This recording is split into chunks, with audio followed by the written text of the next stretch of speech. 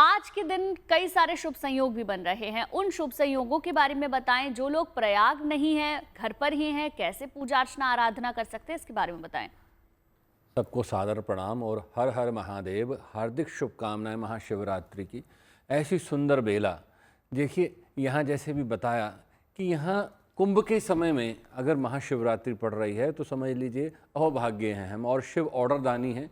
उनकी कृपा जितनी प्राप्त कर ली जाए उतना कम है। और शिव की आराधना तो इतनी सरल है क्योंकि वो भोले हैं। उनकी प्रसन्नता के लिए हमें कोई बहुत विशेष कुछ नहीं करना होता, सिर्फ उनको अपना श्रद्धा रूपी समर्पण करना होता है। यहाँ ध्यान रखिए, यहाँ शुभ संयोग की बात कर रही हैं गुंजन जी। देखिए यहाँ सबसे पहली बात, कुंभ राशि में देखिए यहाँ पर सूर्य, बुध और शनि विराजमान है। ये इतना सुंदर संयोग है कि यहाँ पर आपकी समस्त मनोकामनाओं को पूर्ण करता है ये योग।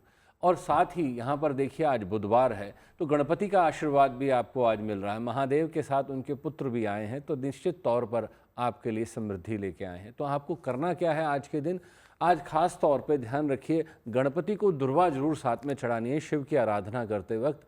और साथ में अगर आप आज के दिन बहुत विशेष अगर आपकी मनोरथ है कोई भी ऐसा, तो 11 इलायची लीजिए, 11 मिश्री के दाने लीजिए और शिव को जल अर्पित करते हुए, अभिषेक करते हुए। आपको कुछ नहीं आता है, बहुत सारे प्रपंच, हम ये नहीं कहते कि आप ये करिए वो करिए।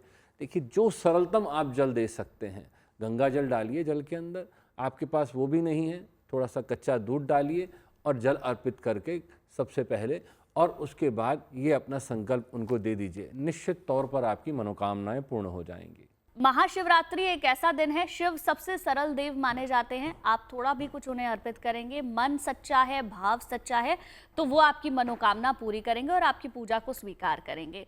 साधारण सी वो चीजें मुझे बताएं जिससे, जो हर किसी के घर में उपलब्ध हैं, जिससे ले जाकर वो लोग पूजा कर सकते हैं, मंदिर में जा सकते हैं, और क्या वो विशेष भी कर सकते हैं, दोनों ही चीजें बताएं। बहुत सुंदर आपने कहा कि बहुत सरलतम रूप से प्रसन्न हो जाते हैं। देखिए शिव की आराधना मैं कहता हूँ इतनी सरल है, किसी और देवी देवता को प्रसन्न करना शायद कठिन हो सकता है, पर शिव तो इतने भोले हैं कि ओम नमः शिवाय का पंचाक्षरी मंत्र आप मन ही मन जप रहे हैं और शिव प्रसन्न हो रहे हैं और वह आपके पास आ रहे हैं। आपको शिव के पास नहीं जाना, शिव आपके पास आ रहे हैं। देखिए कहाँ इतना सरल हो सकता है। तो यहाँ पर आपको क्या करना है, सबसे पहली बात ध्यान रखिए कि यहाँ पर जल अर्पित करना है। उसमें अगर गंगा जल डाल लें तो बहुत उत्तम है। और देखिए इस कुंभ बेला में सबसे महत्वपूर्ण बात ध्यान रखिएगा कि यहाँ इन 45 दिनों में शिव धरती पर ही वास कर रहे हैं, हमारे बीच ही हैं। तो आपकी परीक्षा भी यहाँ पर है कि आपके मन में क्या चल रहा है, वहाँ धारणा क्या है, आस्था क्या है। यहाँ पर आप घर बैठकर सिर्फ ध्यान करना है। इस मुद्रा को लेकर अगर आप ध्यान कर लेते हैं तो भी शिव प्रसन्न हैं आपसे। सिर्फ ओम नमः शिवाय का जप करना है। आप महामृत्युंजय जप कर सकते हैं और बहुत सारे मंत्र हैं शिव के। आज गूगल का ज़माना है, आप कहीं पे भी सर्च करके वहाँ पूजा कर सकते हैं। पर सामग्री के रूप में अगर आप देखें तो आप गंगा जल लीजिए, सबसे सरलतम रूप है आपके घर में। आप वहाँ पे इलायची लीजिए, वो आपके घर में है। मिश्री लीजिए। आप यहाँ पर बहुत सारी और वस्तुएं हैं, जैसे कि यहाँ पर आप देखिए कि आप वहाँ पर सबसे पहले शहद अर्पित कर सकते हैं। शिव प्रसन्न होते हैं शहद से। आपको धन धान्य चाहिए, शिव को शहद अर्पित करिए। आप इत्र अर्पित कर सकते हैं। आप वहाँ पर यहाँ पर आप गंगा जल के साथ मिश्रित करके चीनी डाल सकते हैं। तो बहुत सारी चीज़ें हैं ऐसे आप जो अपने घर में कर सकते हैं। आप दुर्वा अर्पित कर सकते हैं, आप पुष्प अर्पित कर सकते हैं, बेलपत्र अर्पित कर सकते हैं। और देखिए यहाँ पर सबसे महत्वपूर्ण बात आपको कह दूं कि अगर किसी व्यक्ति के पास कुछ नहीं है, वो श्रद्धा सुमन अर्पित कर सकता है और शिव को अपने मन के आस्था के साथ में उनका जप कर सकता है।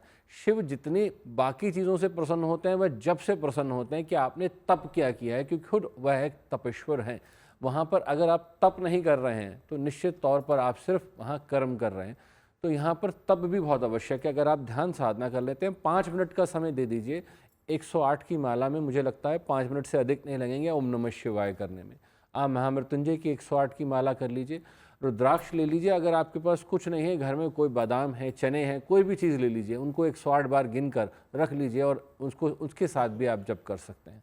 तो अगर आप ये जप कर लेते हैं तो शिव की सबसे पहली आराधना है, आपने तप कर लिया है। और ध्यान रखिए शिव आराधना में जब सबसे महत्वपूर्ण दिशा का महत्व है, ईशान की तरफ मुख करिए, पूर्व दिशा की तरफ मुख करके जल अर्पित करेंगे तो निश्चित तौर पर बहुत अधिक लाभ मिलेगा। अगर आप मुझसे जुड़ करके अपनी समस्याओं का समाधान चाहते हैं और चाहते हैं कि आपकी समस्याओं को ज्योतिष के माध्यम से सुलझाया जाए, तो आप हमसे संपर्क कर सकते हैं, जुड़ सकते हैं एस्ट्रो तक पर।